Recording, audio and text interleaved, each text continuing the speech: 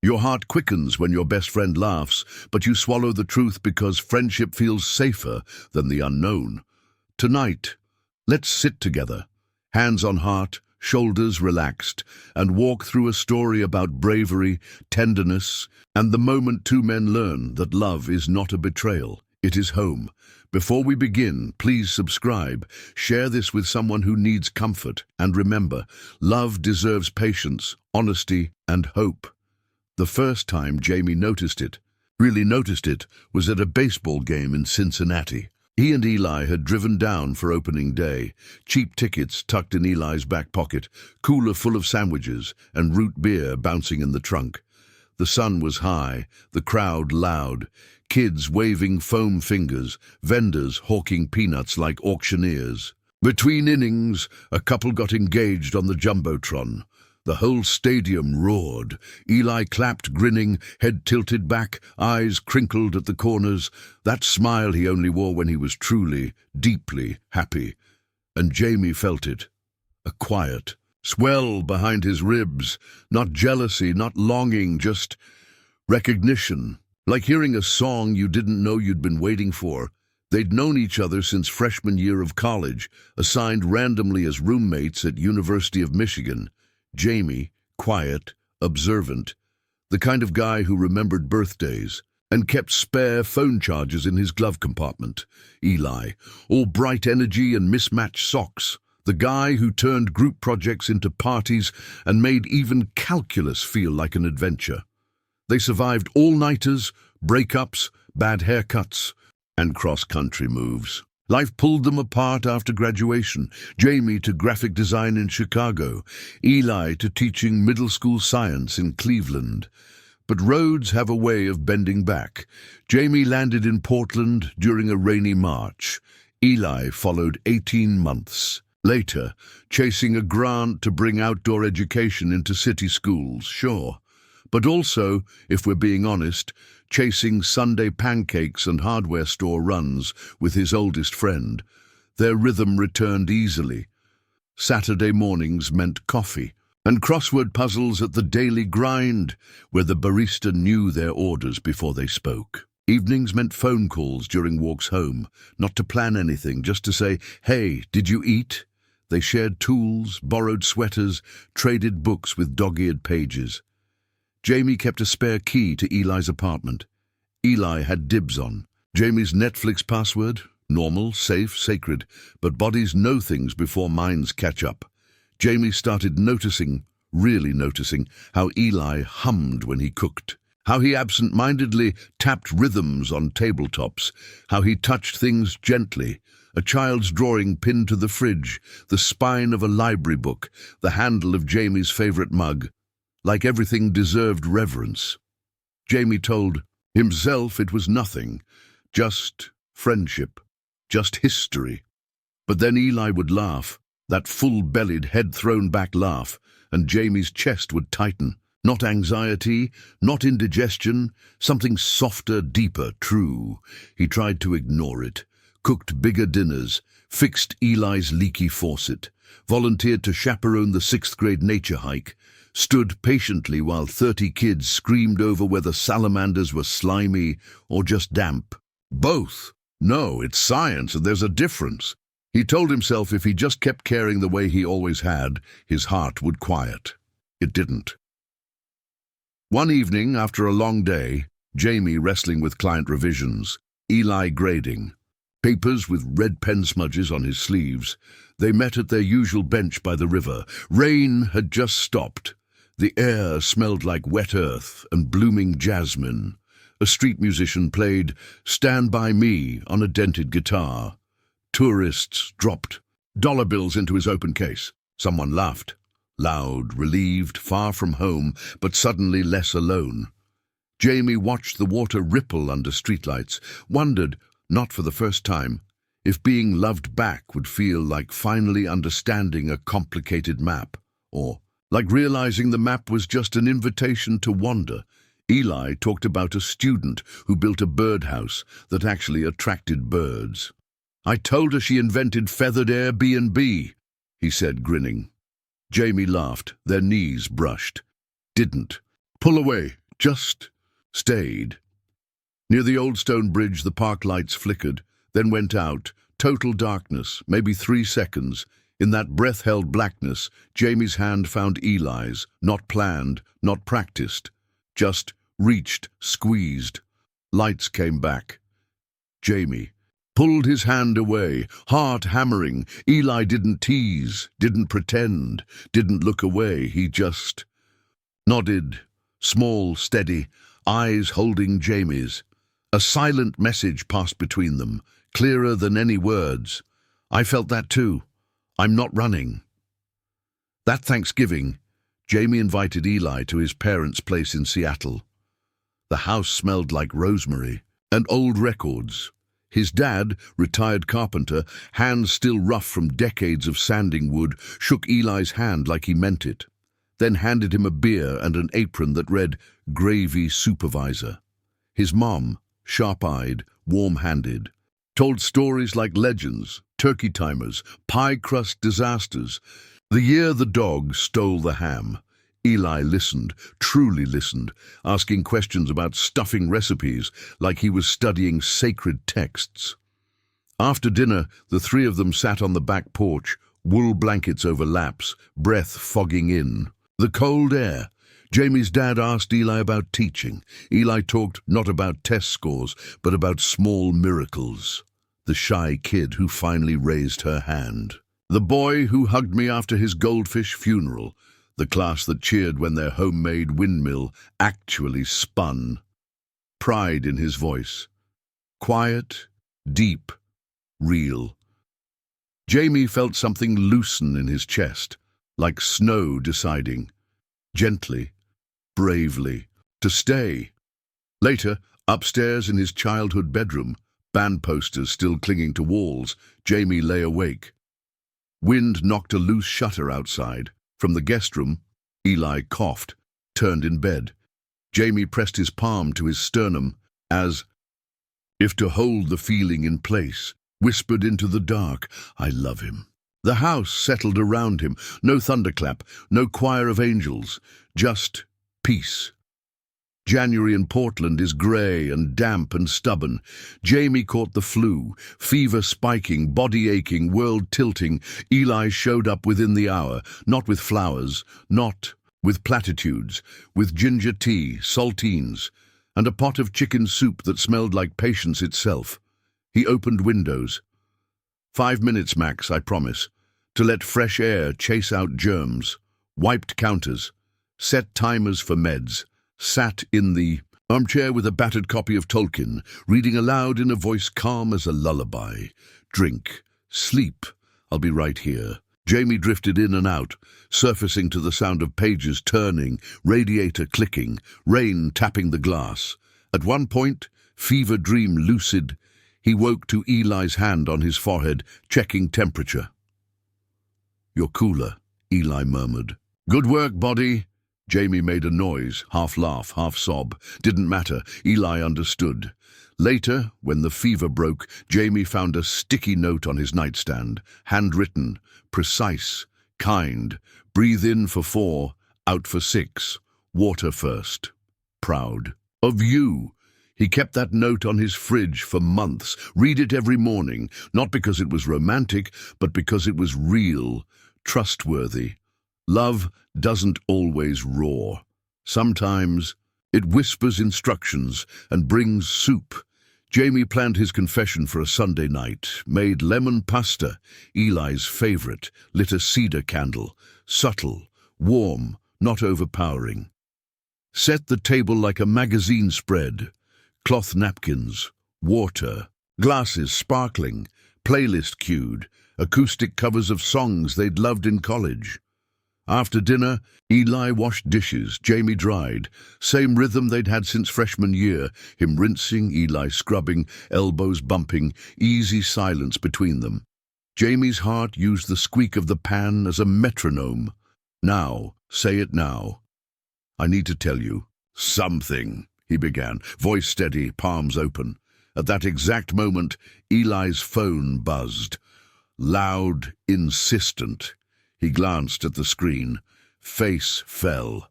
Mia's mom. Hospital. She's been sick for months. They didn't think. Today, Jamie closed his mouth, didn't sigh, didn't roll his eyes, didn't say, "Can't this wait?" Because timing, in life and in love, is part of care. You don't draw blood while a patient is faint. You don't deliver bad news while someone's driving. You don't confess love while grief is knocking at the door. He set the towel down, said simply, "Let's sit." They talked about Mia, about her mom, about casseroles they could bring, rides they could offer, notes they could write. The moment passed, not lost, just waiting, like a tide that knows the moon's schedule. When Jamie was ready, truly ready, he made a plan. If you fear your words will tangle, write them down. If you want to speak face to face, choose a place your nervous system already trusts. A porch, a park bench, a booth at the diner you've been visiting since high school. He wrote 3 sentences, no metaphors, no poetry, no grand declarations, just truth. Plain, clear, portable. I love you. I don't need you to change for me to be glad I know you.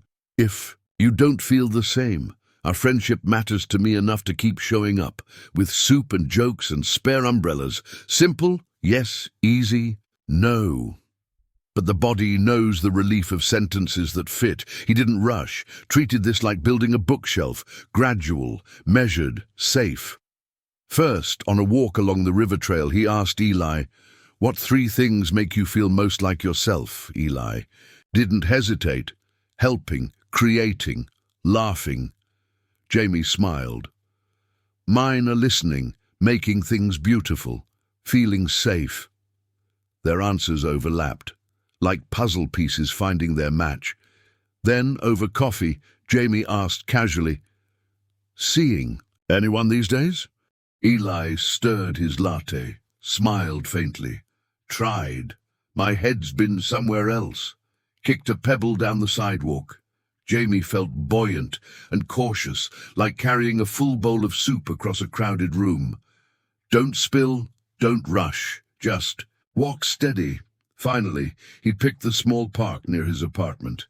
2 worn benches, 1 giant oak, dandelions pushing through cracked pavement. Texted Eli, "Can we walk Saturday at 7? Nothing urgent. Just me wanting to say what I mean."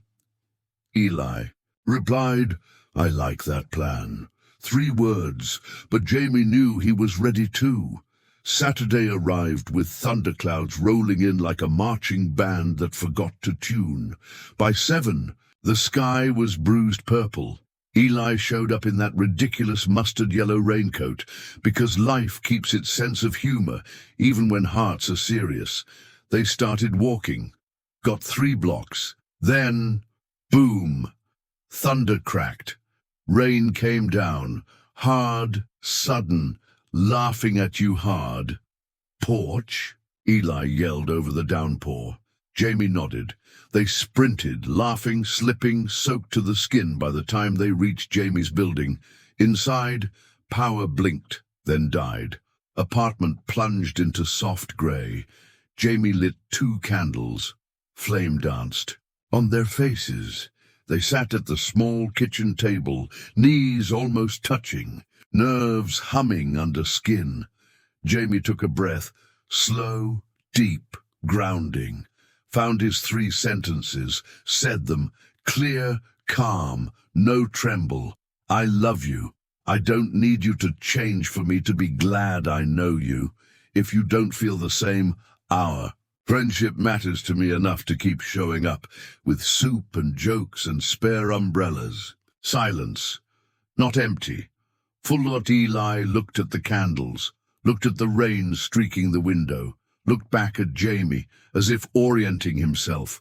Person, place, time. When he spoke, voice soft, surprised, relieved. It sounded like pain, finally. Getting a name. Jamie. Only he called him that. "I've been trying not to know that I love you. I didn't want to risk breaking the best part of my life." Outside, thunder rumbled. Inside, 2 hearts exhaled. together. They didn't kiss right away, didn't need to. The room had enough light, eventually, or when silence felt like permission. Not fear, they leaned in. One kiss, soft, brief, real. The lights didn't flicker back on, they didn't need to. Morning came, sun pooled on the floorboards. They made pancakes, because ceremonies deserve food. Eli burned one. Jamie flipped one. Too early. They ate the imperfect ones first, so no one had to pretend perfection was required. Took a walk to the farmer's market, bought strawberries, argued about whether honey was worth the price, laughed when a toddler threw. A tantrum over broccoli, ordinary, not glorious. Loving a best friend isn't a shortcut to paradise. It's learning how to honor the foundation you already share. They built habits, small, sturdy, sustainable, weekly, heart check-ins, 15 minutes, 1 cup of tea, no phones. How is your heart today? Protected time with friends, so their world wouldn't shrink to just 2. Agreed to keep telling the truth, even when it made their ears hot. Jamie admitted he needs quiet after long days. Eli admitted he needs praise. Not flattery, but honest acknowledgement. They wrote these down, taped them to the fridge like a promise. They learned the choreography of public and private. At the school art show, Eli introduced Jamie as the person who is my home. The sentence fit better than labels. Jamie, in return, celebrated Eli's classroom, cheered when a student built a mobile of the solar system so balanced it seemed to float. They hung a copy over their kitchen table. Reminder, things stay in motion because trust is a kind of gravity. Jamie's mom called every Sunday, asked about weather, recipes, whether Eli was eating enough vegetables. She'd known. Of course she had. Her blessing came in Tupperware, 3 containers of roasted carrots, because I know you both will forget. Kissed their cheeks, sent them home with leftovers and love. Eli's family needed time. People keep different calendars for the same holidays. Jamie and Eli gave that time, without making it a test. Meanwhile, they brought pie to a neighbor who lost his cat, volunteered at the community garden, remembered Kant again and again. That love grows best when it has work to do, they argued. Of course they did. Once, about a wrench left outside in the rain. Once, about Eli overpromising time to a student's family. Once, about Jamie defaulting to silence instead of asking for help when deadlines piled up. They learned to pause, drink water, re-enter the conversation with fewer weapons. I'm not your opponent, Jamie said during one repair session. You are not mine either, Eli answered. The words stuck, anchor points for future storms. Love became visible in ordinary scenes. The spare umbrella, always by the door. The toolbox, second shelf, easy reach. The grocery list, permanent line, bananas, milk, coffee, patience. Some nights, quiet reading. Others, dancing badly in the kitchen to a playlist called Socks and Hope. When you see them now, walking along the river trail, travel mugs in hand, Eli in ridiculous socks, Jamie holding the umbrella just slightly tilted toward his partner, you don't see fireworks or fairy tales. You see something quieter, truer, too. People who chose each other, not in spite of their history but because of it. Who learned that love doesn't break what's already strong. It makes it stronger, that your heart can quicken at a laugh, that truth can be swallowed and then spoken, that friendship can become home, and that sometimes on rainy porches in candlelit kitchens, with thunder rolling outside and peace settling in, the bravest thing you can do is reach for the hand beside you and hold on. Subscribe. For more stories like this, share this with someone who needs to hear it, and remember, You deserve patience, honesty, and hope.